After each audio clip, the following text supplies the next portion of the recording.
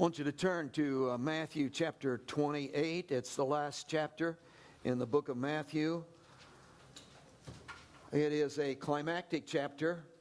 He has been building to this point and finally has come through the crucifixion in chapter 26 and 27 and now has thundered into this phenomenal chapter which contains the emphasis on the resurrection. And chapter 28, of course, ends on the Great Commission, where he sends his disciples, who've never been more than 100 miles away from their own hometown, and he sends them forth to be world evangelists and win an entire world. And chapter 28 is a phenomenal chapter. And I want to walk you through, we're not going to read the chapter, but I want to walk you through the material of the chapter.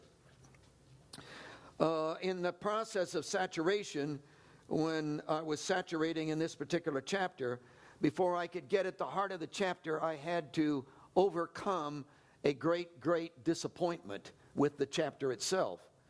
And the disappointment with the chapter is that I came to the chapter fully expecting that there would be this phenomenal insight and overwhelming description concerning the resurrection of Jesus.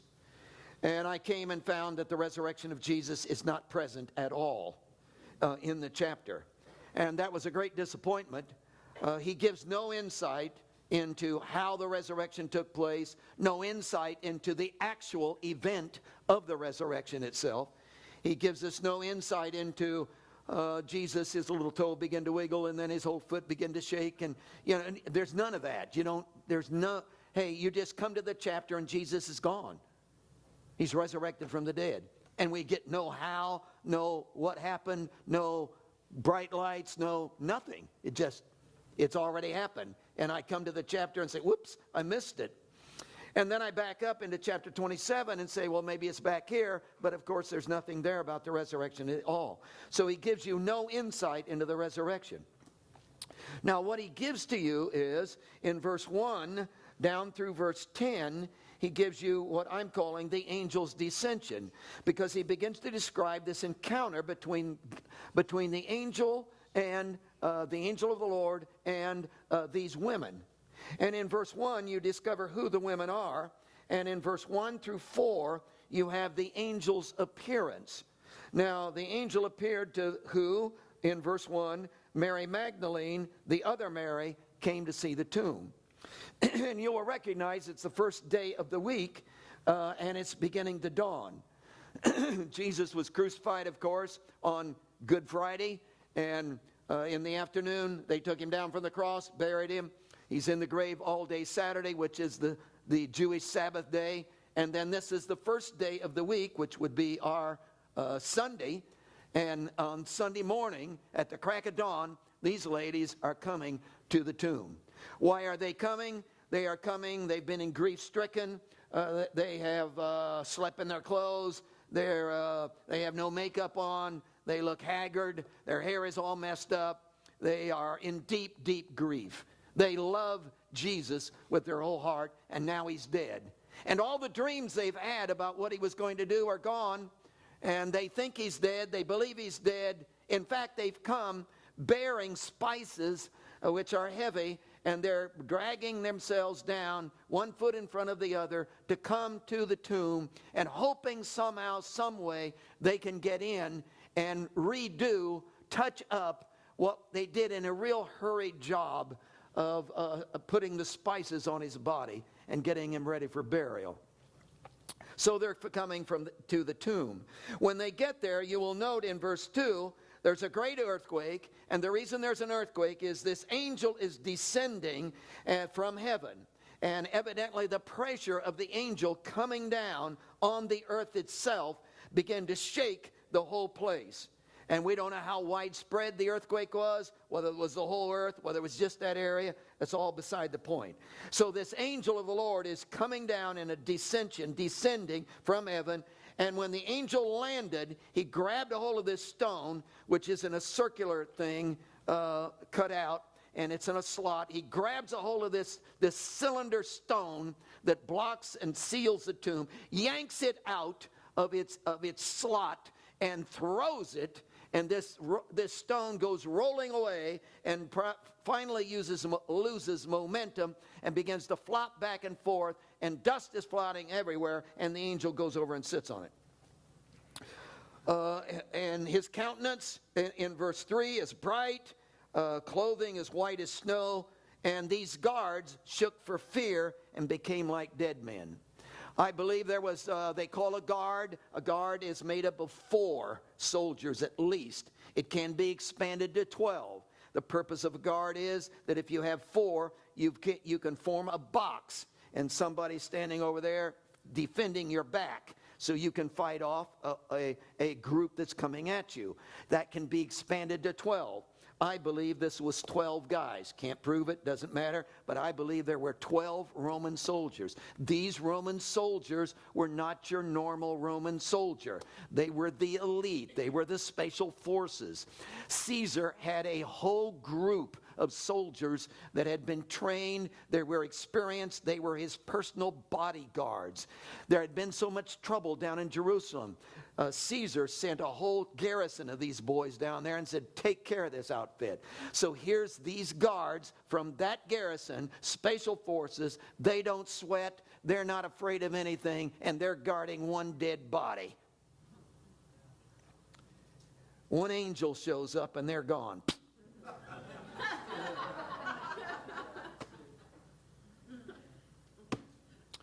Then you come to verse 5, and verse 5 down through verse 7 is the angel's announcement. You will note that the angel said to the women, do not be afraid. Thank you, Nathan. For I know that you seek Jesus who was crucified. He's not here. See, it's already happened, folks. He's already gone. In the middle of the night, early in the morning. Psst. But the stone is still there. The angel did not roll the stone away to let him out. The angel rolled the stone away to let us in. Come, see the place where the Lord lay. And go quickly and tell his disciples that he is risen from the dead. And indeed, he's going before you into Galilee. There you will see him. Behold, I have told you. So the angel tells the ladies, hey, tell the disciples he's raised from the dead. And tell the disciples that they are to go to Galilee and meet him. Now, verse 8 through verse 10 is the angel's affirmation. So they went out quickly from the tomb with fear and great joy, ran to bring his disciples word. And as they went to tell his disciples, Jesus meant them. This is the first resurrection appearance of Jesus in the book of Matthew. And when Jesus meant them, he said, rejoice! Thank you, Nathan. Rejoice! So they came and held him by the feet and worshiped him. Then Jesus said, oh, don't be afraid. Thank you, Nathan. Go and tell my brethren to go to Galilee, and there they will see me. Now this is, do you get the emphasis? The angel said to the ladies, tell the disciples, go to Galilee. He wants to meet him. Jesus appears, said, hey, tell the disciples, go to Galilee. I want to meet. This is the only pre-appointed, in fact, this is the only appointment resurrected appearance. See, all the other resurrection appearance, Jesus just shows up. Wow, there he is. Oh, he's gone. So you got that going on all the time. But this one, before they were coming down out of the upper room, and as they were coming down the Mount of Olives, as they were coming down to the Mount of Olives, they were going to meet in the Garden of Gethsemane and have the prayer thing, the Garden of Gethsemane and prayer. And as they were coming down, Jesus turned to his disciples and said, hey, after I'm raised from the dead, I want to meet you 4 p.m. on Tuesday at the base of the mountain. I made that up. But he did tell them, I want to meet you in Galilee at the base of the mount. And he made an appointment. He's reminded, the angel has reminded the ladies. Now the ladies have reminded the disciples. Hey, go guys. He wants to meet you in Galilee. Now you come to verse 11 and the whole scene shifts. In verse 11 down through verse 15, you've got what I'm calling the Sanhedrin's deception. So you've got the angel's descension. Now you've got the Sanhedrin's deception. Now these guards in verse 11, you've got the guards reporting. in verse 11, now while they were going, who was going? The ladies. While they're running, behold, some of the guard. So the guards have passed out like they were dead people. Now they've gotten over their fainting spell. They woke up and they realized that the dead body was gone that they've been guarding.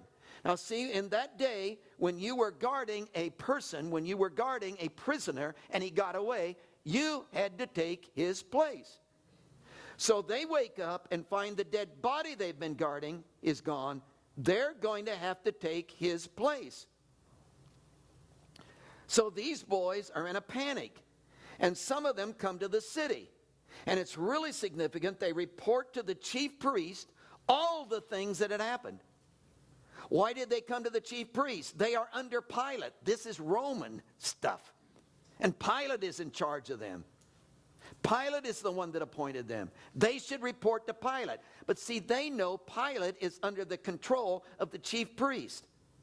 Pilate is a puppet. Pilate didn't do what he wanted to do. He'd have released Jesus. But because of the pressure of the chief priest, so they didn't go to Pilate. They went to the chief priest. And they came to the chief priest and reported all the things that had happened.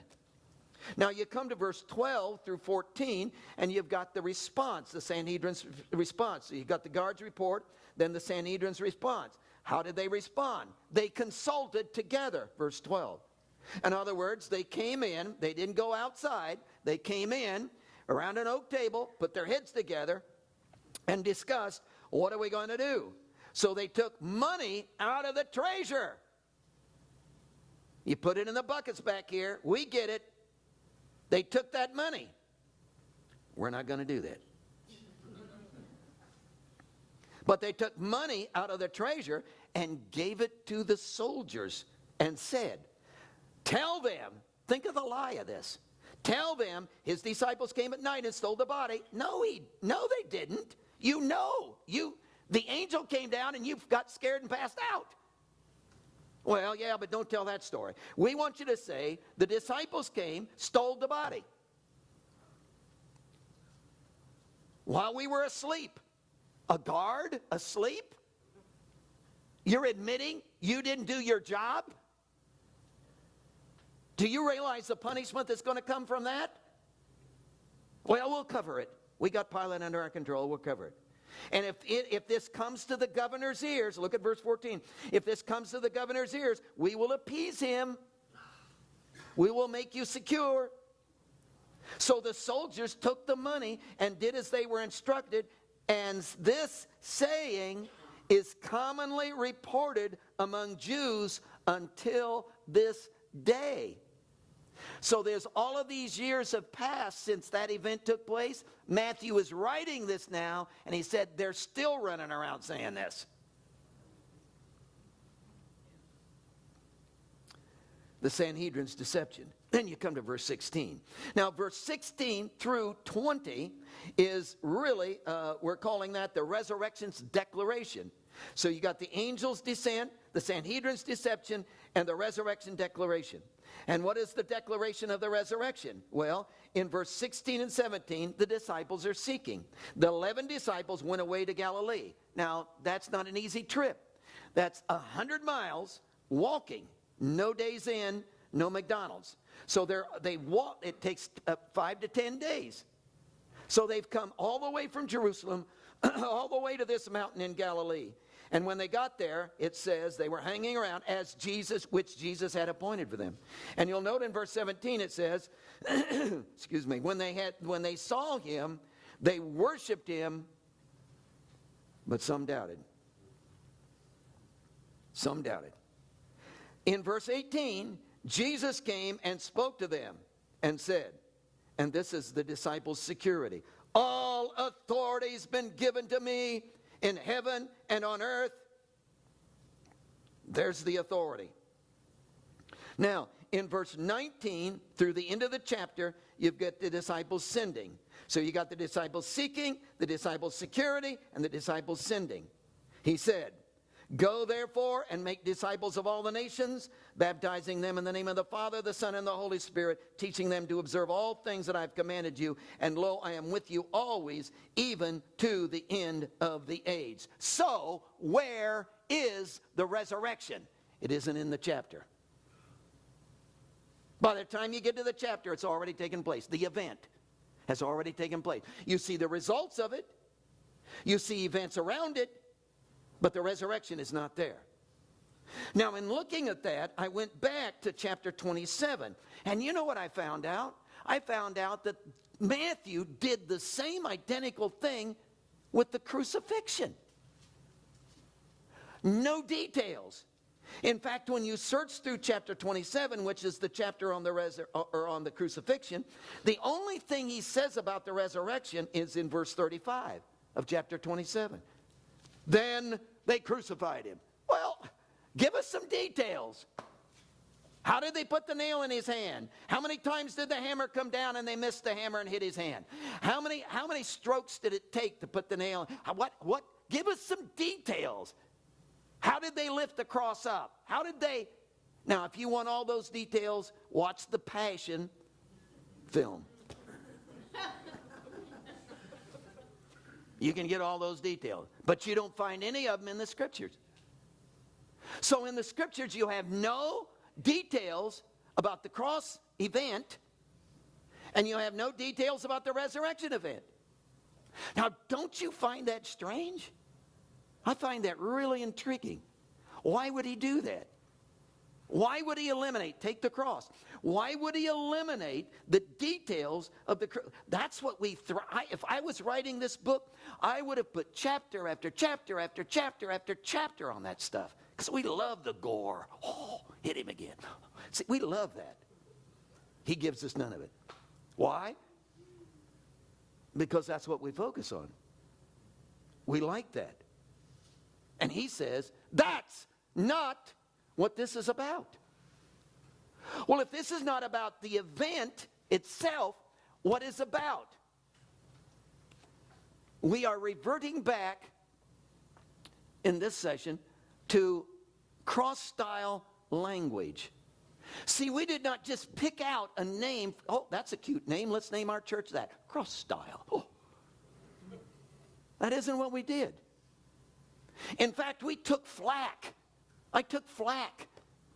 People criticized us for calling the ministry cross-style.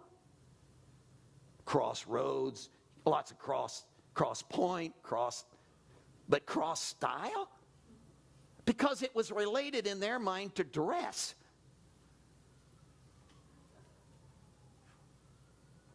I said, where this comes from is that there is no detail of the actual crucifixion event. Why? Because what Jesus is really interested in is not an event. See, if it's an event, we look back 2,000 years, oh, he died for me. Wow. I wear it around my neck. But what Jesus consistently talked to his disciples about was the fact that it was not just an event. See, if it's an event, it's like going to the dentist. I don't want to go to the dentist. Well, you got to go to the dentist. Why? My jaw hurts. I got to go to the dentist. I don't want to go to the dentist. I make an appointment. I try to forget. They call you. They always do that. So now I have to go to the dentist. I finally go to the dentist and have this event. I sit in that chair. And I had this dentist, while he was drilling on my teeth, he's, praise the Lord, praise the Lord, just irritated me to death. Anyhow, I went through this event. Finally, when the dentist event was over, I wiped the saliva off my chin, onto the bigger and better T-bone steaks, here I come. And I look back on that event, don't want to do it again. Glad it's over, had to do it. It was an event. That's not this. The cross is not an event. Jesus was constantly talking about to his disciples, take up your cross. What's he mean by that? That the whole issue of Christianity is self-sourcing self-centeredness versus Christ-centeredness, which is a cross style. In other words, I am to lose myself for his sake. And in losing myself for his sake, I take up his style. What is his style? How does he act? What are his mannerisms? How does Jesus, who is the epitome of the fullness of the Spirit, how does he operate in this world? He never, ever, ever lived for himself. He never thought about himself. He never turned in and, oh, what about me? He was always sleeves rolled up. How can I meet your need? It was always about pour your life out. It was always about bleed, suffer, and die. It was always about give yourself away. It was always about how can I help you? It was always about how can I meet your need? He was always pouring him. He called his disciples. Come on, guys, join me in this, because this is how we're going to win the world. We are going to win the world not by hotshot programs, not by quartets from Nashville, not by cute jokes, not by programs, not by a fancy building. How are we going to win our world? We're going to win our world by bleeding, suffering, and dying, pouring our lives out into the lives of others until their needs are met. And as we meet their needs, they recognize the Jesus that possesses us. And because we have his style. He is possessing us and literally moving his style through us. That was the style of Jesus. And we've given so many examples of that through the years, and you've probably heard them all. But for instance, he fed 5,000 men and women, 5,000 men besides women and children, 20,000 people with a handful of loaves and a handful of fish, just and fed them. Anybody that can do that can have a chain of restaurants across the countryside and be a millionaire overnight. He never even thought of that. See, that wasn't in his thinking. He didn't even take up an offering at that meeting. Because it isn't the way he works. Well, how does Jesus work? You're hungry, I'm going to feed you. You have a need, I'm going to roll my sleeves up and meet your need. That's the style. So this event of the cross, see, anybody who knows Jesus looks at the cross and says, there he goes again. Why? He's been doing that. He's the master. He washed his disciples' feet. Why is he doing that? It's his style, which is the heart of God for you. It's the way he is. Now, in chapter 27 then, you don't get the event of the cross, any details of the physical event of the cross. What you get is the promotion of this style. So then you come into the chapter 28 looking for the event of the resurrection. It's not there. Do you suppose he's promoting the style? Well, what style? Well, Jesus had the cross style. Pour your life out. Well, where did that get him? He's dead. But what if he isn't? What if what is raised from the dead, get this, what if what is raised from the dead is not just a physical Jesus? That is, he did. What if what was raised from the dead was the style?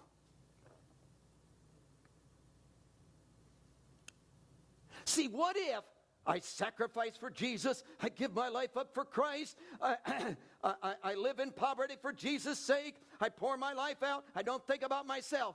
But one day I'm going to be raised from the dead and I'm going to have a big mansion in the sky with thick streets of gold, big screen TV. I'm going to have lemonade, angel, and I'm going to have servants. It's going to be great. What? That's not the style. What if what is raised from the dead is the style? What if Jesus hasn't changed? What if Jesus is resurrected from the dead and is still like he's always been? Sleeves rolled up, how can I meet your need? What if the style of heaven is still the style of pour your life out? Never think about yourself. Give yourself away. What are you doing? Don't live out of yourself. What if the style of the eternities that we're going to enter into, is literally the style of the cross? What if the cross is forever? What if the old rugged cross song is wrong? I'm not going to surrender the cross for a crown. I'm going to have the cross forever. Because it's not just an event, it's a style. Well, I want to be a Christian. Why? Well, I'm miserable. I don't want to be happy. Okay. I got problems. I want solutions. Okay. I'm poor. I want some money. Okay. Do you see how self-centered all that is? Do you realize that's what got you in the mess in the first place? Because you've been all wrapped up in yourself. See, why did my wife divorce me? Because I was so stuck on myself and having to have my own way that she wouldn't tolerate it. And she was the same way. She was stuck on herself and had to have her own way. So we got two people who are stuck on themselves. And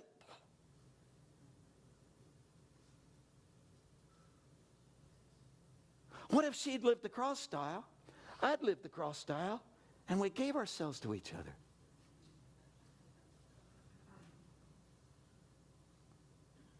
What if that isn't temporary? What if that's forever? What if everybody in heaven is going to walk with this same limp? The cross-style limp. What if everybody in heaven is going to have this same stride? The cross-style stride. What if this is a forever, eternal style? So if you have any idea, well, hey, I just want my problem solved. Good luck on that. Because this is a call to lose your life. This is a call to give yourself away. This is a call for the elimination of your big problem. Well, what's my big problem? You. Come on. Sin is what? S-I-N.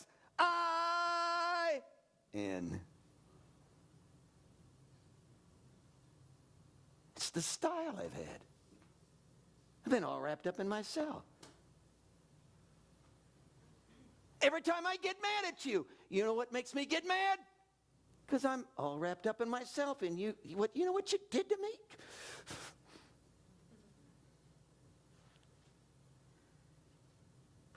What if there was an encounter with Jesus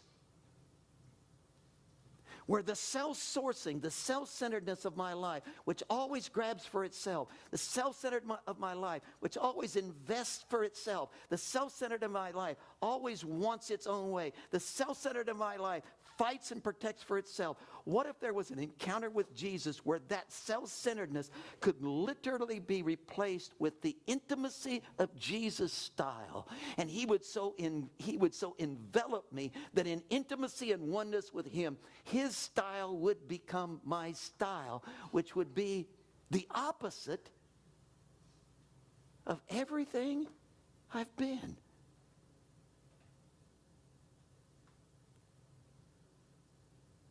Wouldn't it be something if you didn't have to discipline yourself to do that? It was just your style. Jesus, you demonstrated this. And it's so interesting because in the midst of a self-seeking world where everybody was fighting for themselves and wanting their own way, you showed up and didn't want your own way. You were so radically opposite to everybody else in your society and culture that they were so irritated with you, they took you out and nailed you, thinking they could eliminate your style, but they only kicked it into eternity.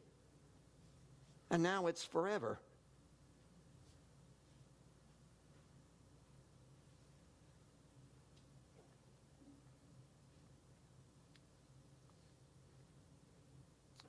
Every one of us tonight, God, could get on our face, legitimately get on our face, weep and wail before God,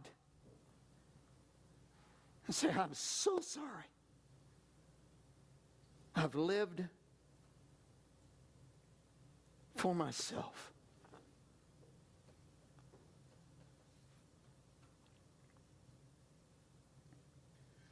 The foundational current of my life has been focused on me.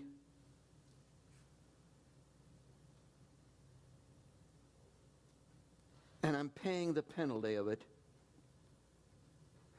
Would you give me a new style, oh God? Would you give me the cross style? Could I think the way you think? Could I want what you want? Could I lose my life and find it again in you?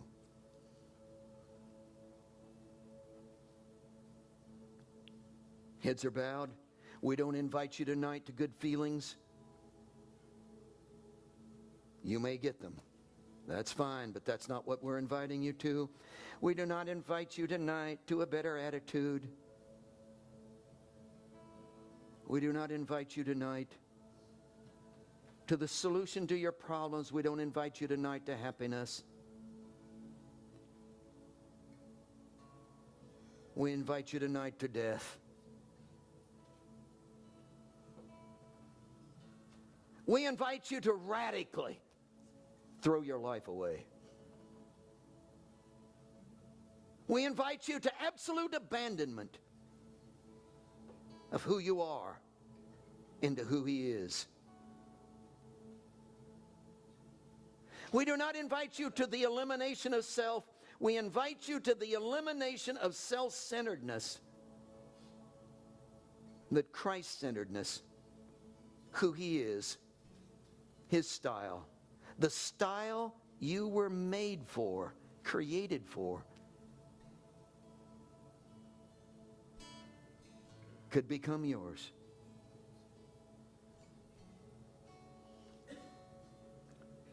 Don't rush to an altar. Think it through. Hesitate.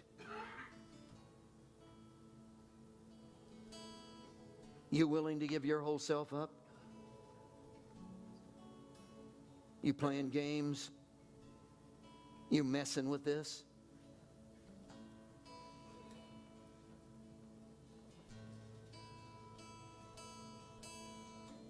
Would you let Him do tonight to you anything and everything He wants to do? Would you risk losing your life? Would you trust Him so much tonight that you would be willing to lose your life to Him and know that the God who never thought about Himself, never lived for Himself, will do you right? We invite you tonight to crucifixion. Be careful. Think it through. Be sure. And if you are, our altar's open for you to enter into His style. Dear Jesus, give it to me. Give it to me.